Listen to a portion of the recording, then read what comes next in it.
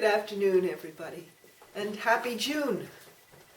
Here we are for the second part of Cole Porter's music. I hope you're all doing well. We are doing well here. Jim and I have been quarantining like everybody else. I'm grateful to be able to bring these lectures to you via the internet and whatever magic happens through that. I'm learning all sorts of new skills, quite reluctantly, but I'm learning them. So by popular demand, I'm going to be starting today with You're the Top. Apparently a lot of people really enjoyed that last week, so I'm going to begin with that. So just to recap, this is from the musical Anything Goes, and we'll recap about the background for that. Because if you remember what I said last week, the producer, instead of just having the music, the lyrics, the book, all of that first, and then fitting in actors, he decided to choose the actors, the writers, everybody at the same time, and he kind of got together his dream team.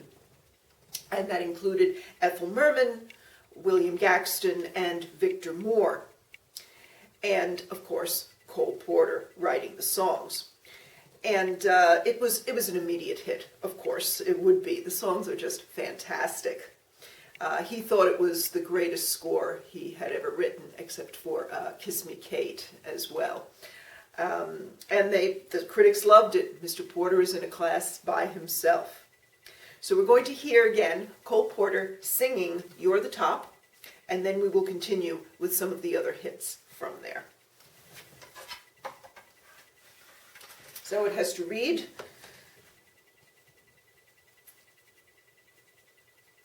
We're getting there. There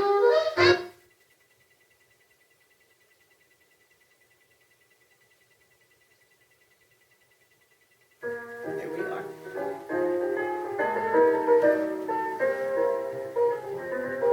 Glad you enjoyed the song so much last week. I'm so pathetic that I always have found it best, instead of getting them off my chest, to let them rest unexpressed. I hate parading my serenading, as I probably miss the ball. But if this ditty is not so pretty, at least it'll tell you how great you are. You're the top, you're the Colosseum, you're the top. You're the Louvre Museum. You're a melody from a symphony by Strauss. You're a Bendel bonnet, a Shakespeare sonnet. You're Mickey Mouse. You're the Nile. You're the Tower of Pisa. You're the smile on the Mona Lisa. I'm a worthless check, a total wreck, a flop. But if, baby, I'm the bottom, you're the top. You're the top. You're Mahatma Gandhi. You're the top. You're Napoleon Brandy. You're the purple light of a summer night in Spain. You're the National Gallery, your Garbo salary, your cellophane. You're sublime. You're the turkey dinner. You're the time of the Derby winner. I'm a toy balloon that's fated soon to pop. But if, baby, I'm the bottom, you're the top. You're the top. You're an arrow collar. You're the top. You're a Coolidge scholar. You're the nimble tread of the feet of Fred Astaire. You're an O'Neill drama, you're Whistler's mama, you're Camembert. You're repose, you're Inferno Dante. You're the nose on the great Durante. I'm just in the way, as the French would say, de trop. But if, baby, I'm the bottom, you're the top. You're the top. You're a Waldorf salad. You're the top. You're a Berlin ballad.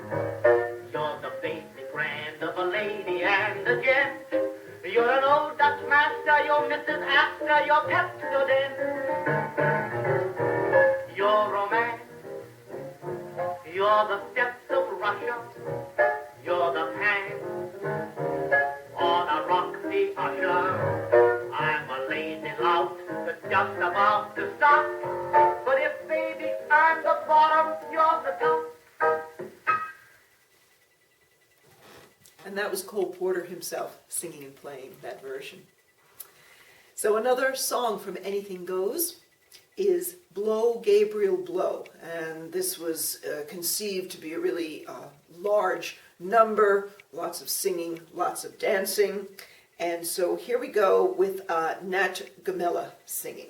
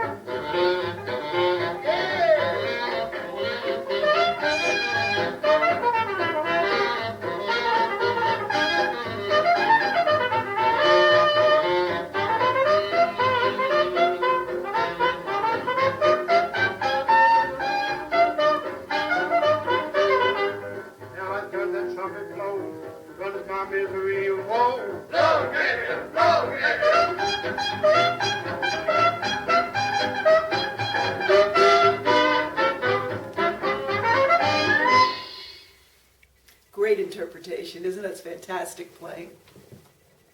And now one more song from Anything Goes, and that's I Get a Kick Out of You. And this is sung by Ethel Merman, who did sing it in the original Broadway production.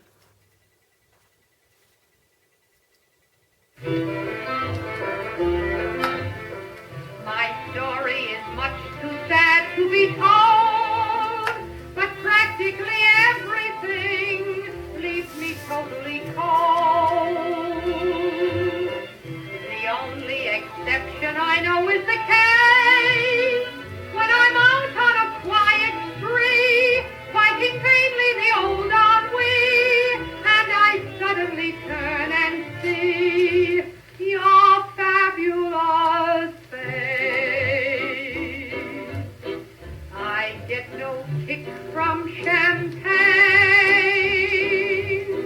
Mere alcohol doesn't thrill me at all. So tell me, why should it be true that I get a kick out of you? Some get a kick from cocaine. I'm sure that if I took even one sniff, that would bore me terrifically too. Yet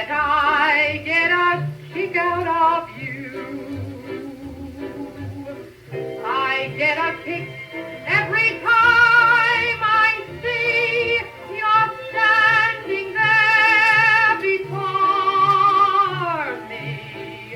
I get a kick, though it's clear to me you obviously don't adore me. I get no kick in a plane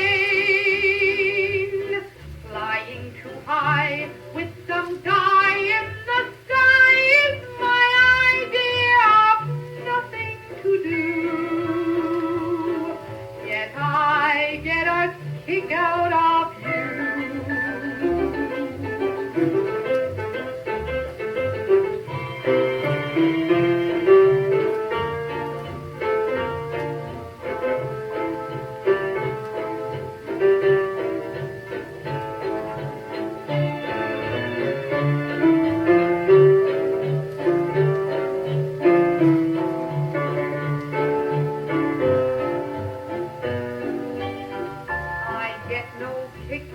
In a plane flying too high with some guy in the sky is my idea of nothing to do. Yet I get a kick out of you.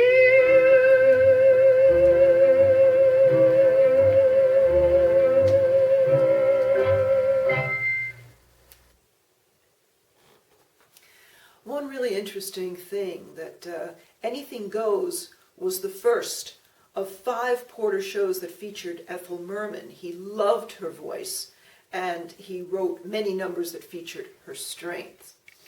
The Anything Goes show ran for 420 performances in New York, which was a particularly long run in the 1930s. I was able to find a recording of Cole Porter singing Anything Goes that I'm going to play for you now.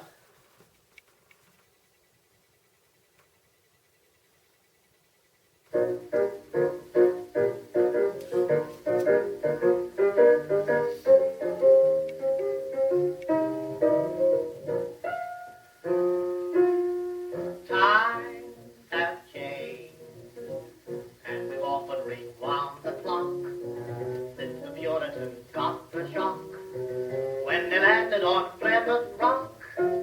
If today any shock they should try to stem, instead of landing on Plymouth Rock would land on them. In olden days, a glimpse of stocking was the dawn of something shocking, but now God knows anything goes. Good authors too, who once knew better words, now only use 4-letter words writing prose. Anything goes. If driving fast cars you like, if low bars you like, if old hymns you like, if bare limbs you like, if Mae West you like, or me undressed you like, why nobody will oppose. When every night the set and smart is intruding and nudist parties in studios, anything goes. When Mrs. Ned McLean, God bless her, can get Russian red to yes sir, then I suppose anything goes. When Rockefeller still can hoard enough money to let Max Gordon produce his show, anything goes. The world has gone mad today, and good's bad today, and black's white today, and day's night today, and that gent today you gave a cent today once had several chateaux. When folks who still can ride in jitneys find out Vanderbilts and Whitney's last baby clothes, anything goes. When Sam Goldwyn can, with great conviction, instruct Anna Sten in diction, then Anna shows anything goes. When you hear that Lady Mendel standing up, now does a handspring landing up on her toes, anything goes. Just think of those shots got, and those knocks you got, and those blues you got from those news you got, and those pains you got, if any brains you got from those little radios. So Mrs. R, with all her trimmings, can broadcast a bit from Simmons, 'cause Franklin knows anything goes. So at this point, Cole Porter was at the height of his success, and he was able to enjoy the opening night of all of his musicals. He would make a grand entrance and sit in the front, apparently enjoying the show as much as any audience member. And one critic commented, there's always somebody who's going to be snarky, right? One critic commented, Cole's opening night behavior is as indecent as that of a bridegroom who has a good time at his own wedding. I don't get it, but that's what he wrote. So, in 1934, Cole Porter and Moss Hart took a 4.5-month around-the-world luxury cruise with their families, friends, and assistants accompanying them. Their intention was to write a new musical on the trip with songs and scenes inspired by the different ports that they would arrive at. The musical was called Jubilee, and it premiered in 1935. Playing off the recent celebrations in Britain for the Silver Jubilee of King George V, they created a plot about a royal family who decides to abandon their obligations and pursue their private dreams. It was not a major hit, but it featured 2 songs that have since become standards. So the first one I'm going to play for you is Just One of Those Things, and it's sung by Sam Brown.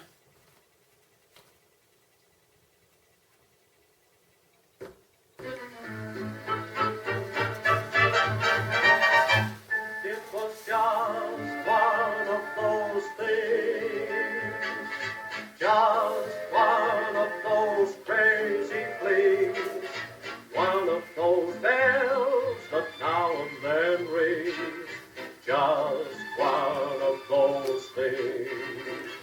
It was just one of those nights, just one of those fabulous flights, a trip to the moon on gossamer wings, just one of those things. If we thought a bit of the end of it when we started painting the town, we'd have been aware that our love affair was too hot not to cool down. So goodbye, dear, and amen. Here's hoping we'll meet now and then. It was great fun, but it was just one of those things.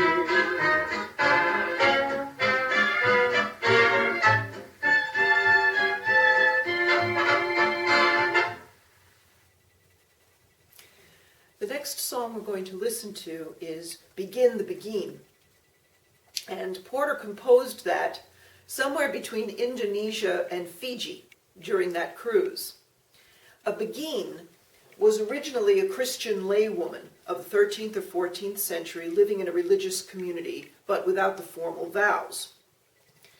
But in the Creole of the Caribbean, the term came to mean white woman, and then to be applied to a style of music and dance, and in particular a slow, close couples dance.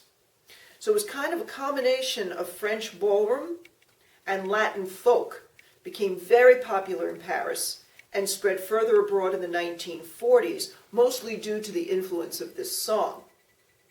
At first, the song wasn't popular, probably because of its length and unconventional form. Josephine Baker danced to it in her return to America in the Ziegfeld Follies, 1936, but neither she nor the song were successful. 2 years later, however, bandleader Artie Shaw recorded an extended swing orchestra version in his first recording session with RCA. Until then, Shaw's band had been having kind of a rough time finding a hit, just finding their identity. RCA was not impressed with the song. They said, quote, Nobody could remember from beginning to end anyway, unquote, and put it on the B-side of the record Indian Love Call. Well, Begin the Beguine became a best-selling record in 1938, peaking at number 3, and that really skyrocketed Shaw and his band to popularity. The recording became one of the most famous and popular anthems of the entire swing era.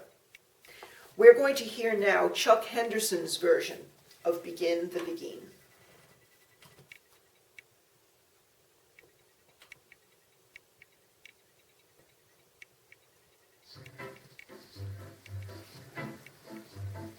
When they begin the beguine,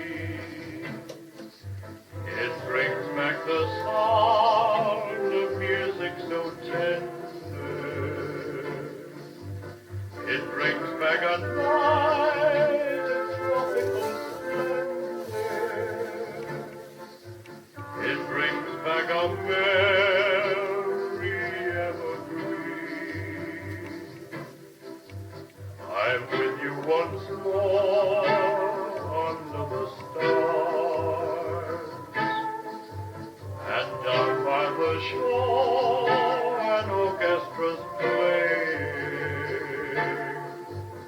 and even the palms seem to be swaying when they begin the beguine. To live it again is past all endeavor, except when that tune clutches my heart. And there we are, swearing to love forever, and promising never to part.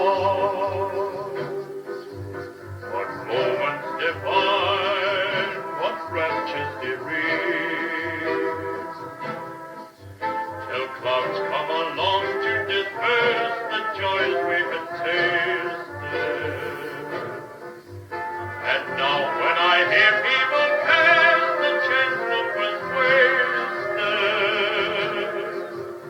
I know but too well what they mean.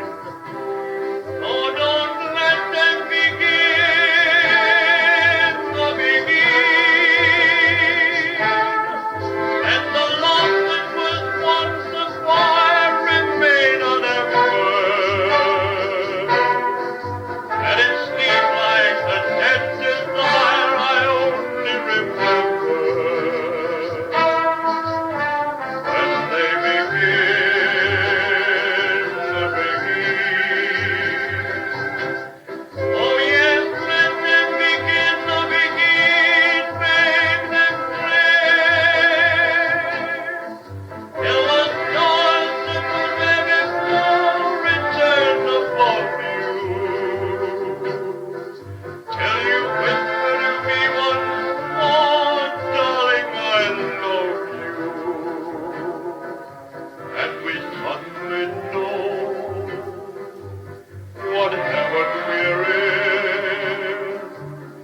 when they begin the beguine.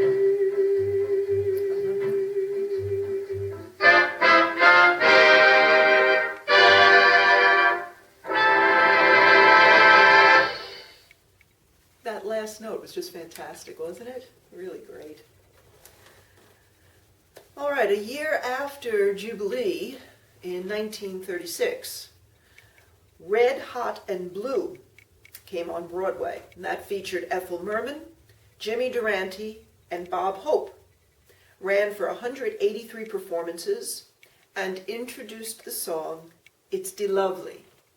And here it's sung by Francis Day.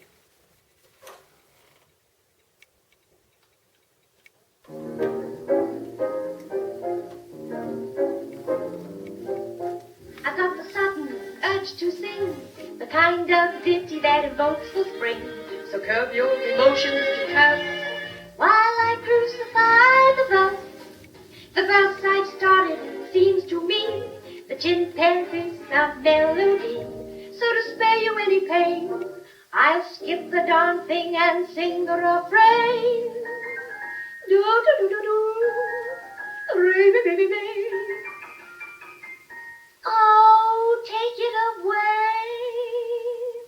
The night is young, the moon is clear, and if you'd like to go walking, dear, it's delightful, it's delicious, it's lovely. I understand the reason why you're sentimental, 'cause so am I. It's delightful, it's delicious, it's lovely. You can see at a glance what a swell night this is for romance. You can hear dear Mother Nature whispering low. Let yourself go, so please be sweet, my chickadee. And when I kiss you, just say to me, it's delightful, it's delicious, it's delirious, it's delectable, it's dilemma, delimit, deluxe, de top, it's lovely. Time marches on, and soon it's plain, you won my heart and I've lost my brain. It's delightful, it's delicious, it's lovely. Life seems so sweet, and we decide it's in the bag, we'll get unified. It's delightful, it's delicious, it's lovely. See the crowd in the church, see the proud parson up on his perch, get the sweet beat of that organ breathing our doom. Here goes the groom, and how they cheer, and how they smile, as we go galloping down the aisle. It's delightful, it's delicious, it's delirious, it's delectable, it's dilemma, delimit, deluxe, de top, it's lovely. Very fun song. But in spite of this, Jubilee and Red Hot and Blue were not really the successes that Porter was hoping for. And it kind of convinced him that his songs didn't appeal to a broad enough audience. In an interview, he said, quote, "Sophisticated illusions are good for about 6 weeks. More fun, but only for myself and about 18 other people, all of whom are first-nighters anyway. Polished, urbane, and adult playwriting in the musical field is strictly a creative luxury," unquote. Porter started writing for Hollywood in the mid-1930s. And this song we're going to listen to now is called "I've Got You Under My Skin." It was featured in the film Born to Dance, 1936, with James Stewart. In the film, it's sung by Virginia Bruce, and the song was nominated for an Academy Award for Best Original Song. So here is "I've Got You Under My Skin," sung by Virginia Bruce.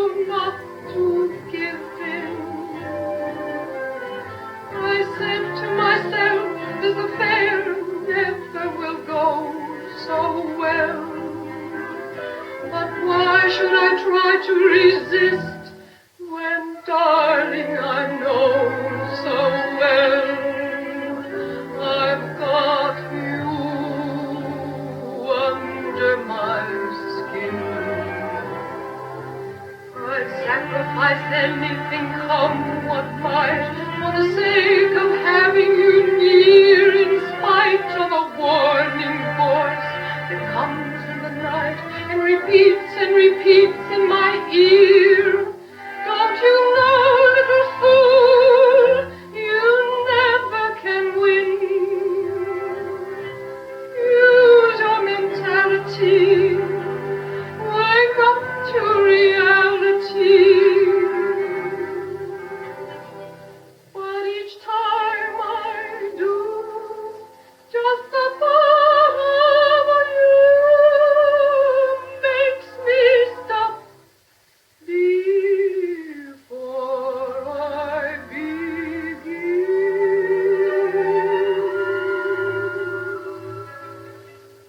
'Cause I've got you under my skin.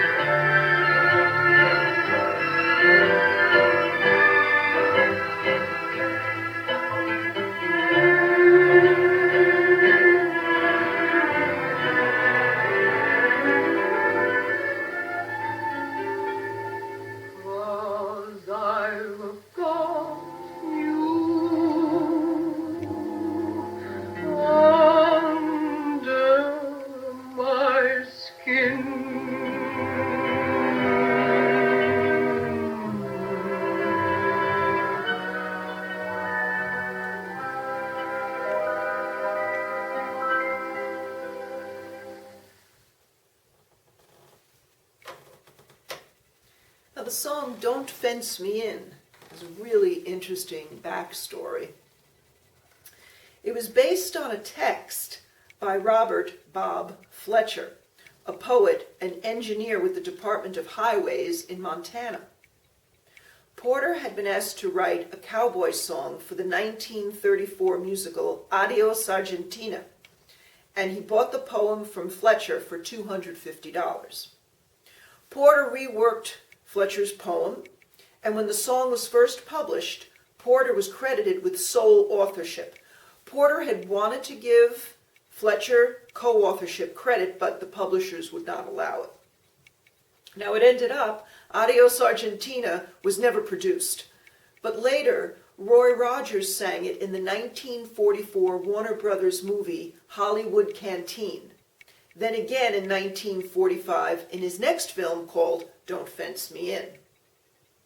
Bing Crosby and the Andrews Sisters recorded it in 1944. And this is really interesting. They had never seen the song, heard the song, nothing. They entered the recording studio, and within 30 minutes, they had completed the recording. 30 minutes, just the first time they had seen it. It sold more than 1 million copies, and it topped the Billboard charts for 8 weeks. After the song became popular, Bob Fletcher, the original poet, hired attorneys who negotiated his co-authorship credits so he could be included in all the royalties. It's interesting that although it was one of the most popular songs of its time, Porter claimed it was his least favorite of his compositions. And I wonder if because it wasn't totally his poetry, so he didn't relate to it as well. But at any rate, here is Bing Crosby and the Andrews Sisters singing Don't Fence Me In.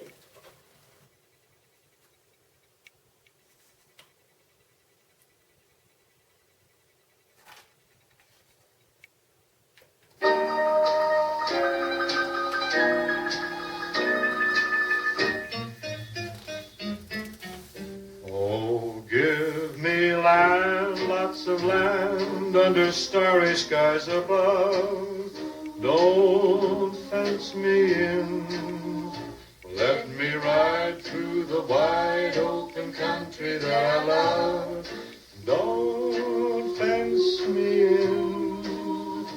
Let me be by myself in the evening breeze and listen to the murmur of the cottonwood trees. Send me off forever, but I ask you please, don't fence me in. Just turn me loose, let me straddle my old saddle underneath the western sky. On my cayuse, let me wander over yonder see the mountains rise. I want to ride to the ridge where the west commences and gaze at the moon till I lose my senses, and I can't look at hovers and I can't stand fences. Don't fence me in.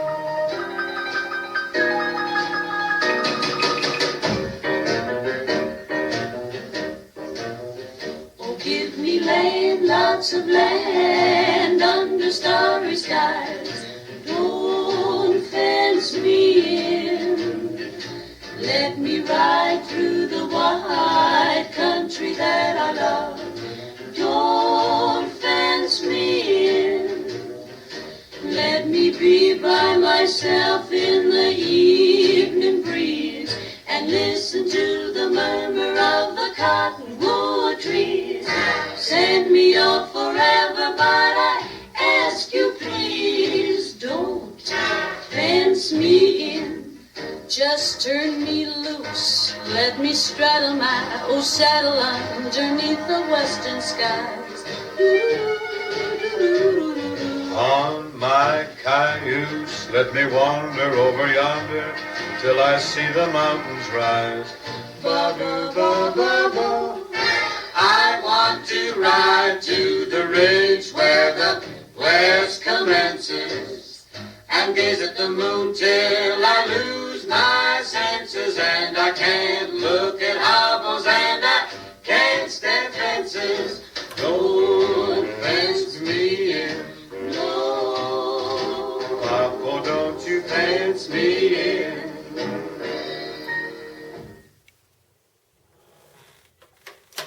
So now a little more about Cole Porter's biography and what was going on in his life at this point.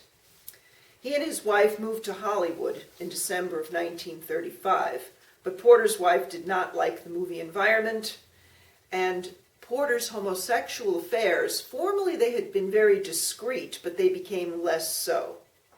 So she left to live in their Paris house. They were separated for almost 2 years, but they were reunited by an accident that was suffered by Porter. In 1937, Porter was riding in Locust Valley, New York, and his horse rolled on him and crushed his legs, leaving him crippled and in constant pain for the rest of his life. Though doctors told his wife and mother that his right leg would have to be amputated, and possibly the left one as well, he refused to have the procedure.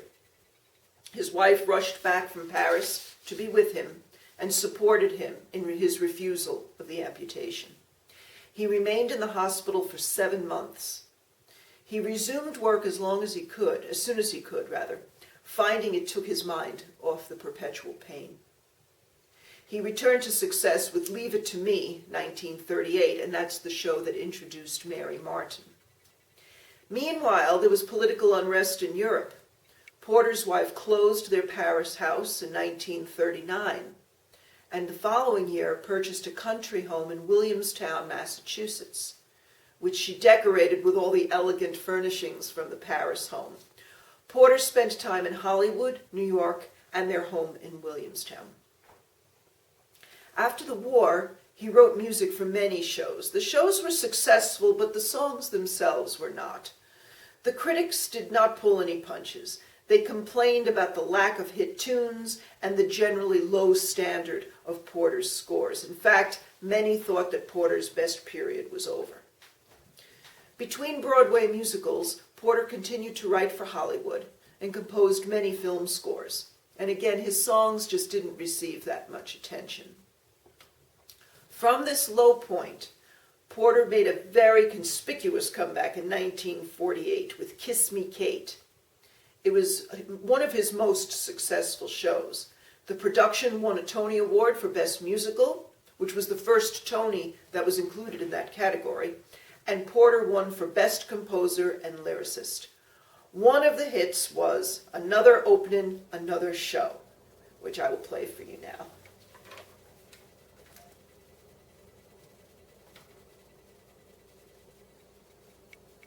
Another open, another show in Philly, Boston, or Baltimore. And dance and stage folks to say hello. Another opening of another show. Another job that you hope at last will make your future forget your past. Another pain when the elders show. Another opening of another show. 4 weeks you rehearse and rehearse. 3 weeks and it couldn't be worse. 4 weeks really never be right. And out of the hat the night turns night. Oh, put your about to start. You cross your fingers and hold your heart. You learn some time and away you go.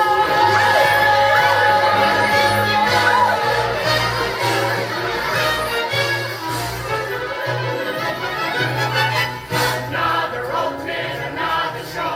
In Philly, Boston, or Baltimore. Dance and stage folks to say hello. Another opening of another show. Another job that you hope at last will make your future forget your past. Another day where the ocean shows. Another opening of another show. 4 weeks you rehearse and rehearse. 3 weeks and it couldn't be worse. 1 week really never be right. And out of the hat the night turns night. Overture is about to start. You cross your fingers and hold your heart. You certain time and away we go. Another opening of another show.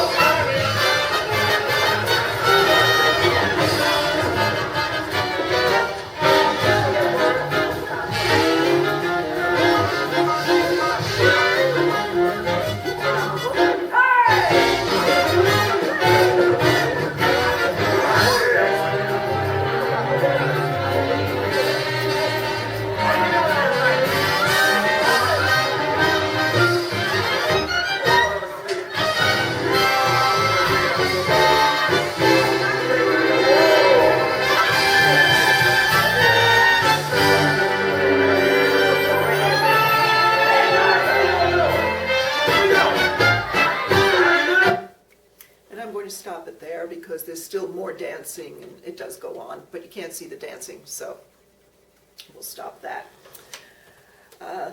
Linda, his wife, passed away in 1954, but Porter continued to write. His last original Broadway production, Silk Stockings, was successful. That was in 1955. Porter also wrote music for the film High Society, 1956, with Bing Crosby, Frank Sinatra, and Grace Kelly, and was later adapted for a stage musical. His final score was for a CBS TV special, Aladdin, in 1958. By 1958, though, Porter's injuries were really catching up with him, and he was in constant pain. In fact, he never really wrote after that. He never wrote another song, and he spent the remaining years of his life in seclusion, seeing only close friends. He continued to live in the Waldorf Towers in New York City, in his memorabilia-filled apartment. On weekends, he often visited his Williamstown estate up in Massachusetts, and he stayed in California during the summers. Porter died of kidney failure in October 1964 in Santa Monica, California. He was 73 years old. He had quite an eventful life and left behind an incredible legacy of some of the best popular music that's ever been written. So I hope you've enjoyed our lecture. I've certainly enjoyed being able to present these for you. And our next lecture is going to be My Fair Lady. And we'll be exploring the musical, listening to the songs, and I'll give you a bit of gossip as well. Stay well, everybody.